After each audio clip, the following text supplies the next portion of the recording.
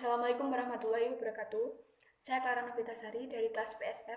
Di sini saya akan memaparkan tentang artikel saya yang saya kutip dari berita tirto.id untuk memenuhi ujian akhir semester mata kuliah Ilmu Ekonomi Makro. Yang pertama, saya akan mengidentifikasi masalah. Yang kedua, saya akan masuk ke dalam teori tentang kebijakan.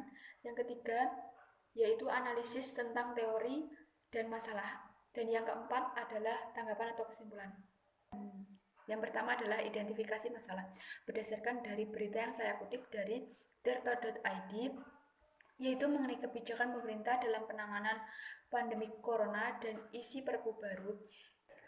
Adapun rincian kebijakan pemerintah dalam penanganan COVID-19 sesuai dengan yang diatur dalam Perpu baru tersebut adalah yang pertama, tambahan belanja APBN 2020 untuk penanganan COVID-19 sebesar 405,1 triliun. Kemudian yang kedua, prioritas anggaran di bidang kesehatan sebesar 75 triliun.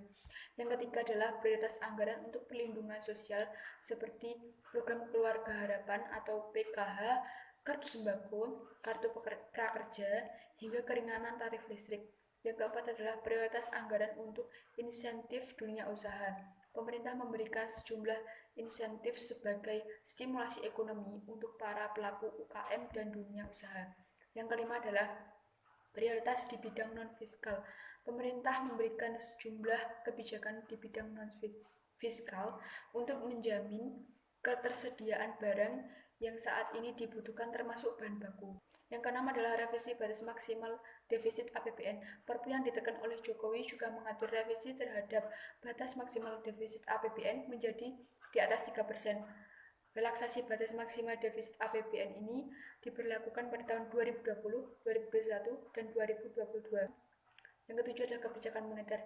Jokowi menerangkan pemerintah bersama BI dan OJK berupaya untuk mengoptimalkan bauran kebijakan moneter dan sektor keuangan untuk memberikan daya dukung dan menjaga stabilitas perekonomian nasional.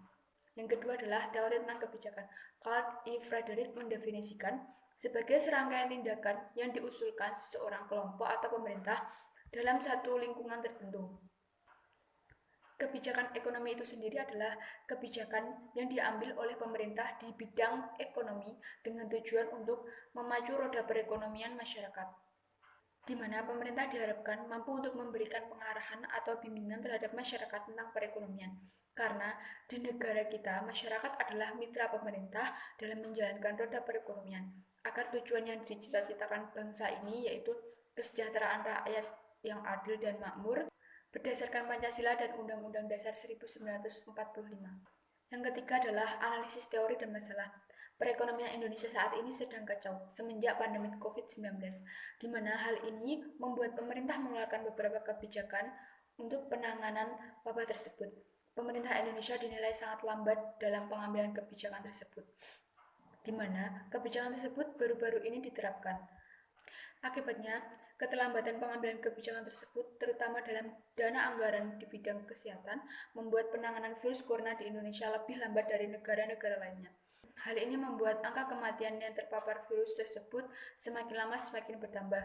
Namun di sisi lain, masyarakat juga sangat terbantu terkait kebijakan pemerintah dalam hal bantuan sosial, di mana sebagian besar masyarakat Indonesia banyak yang kurang mampu, dan pemerintah mengupayakan pemerataan bantuan tersebut, bukan hanya dari kalangan masyarakat yang kurang mampu, tetapi juga kalangan dari para pengusaha, di mana pemerintah juga menurunkan beberapa pajak dan juga terkait kebijakan moneter yang diberikan oleh OJK dan Bank Indonesia.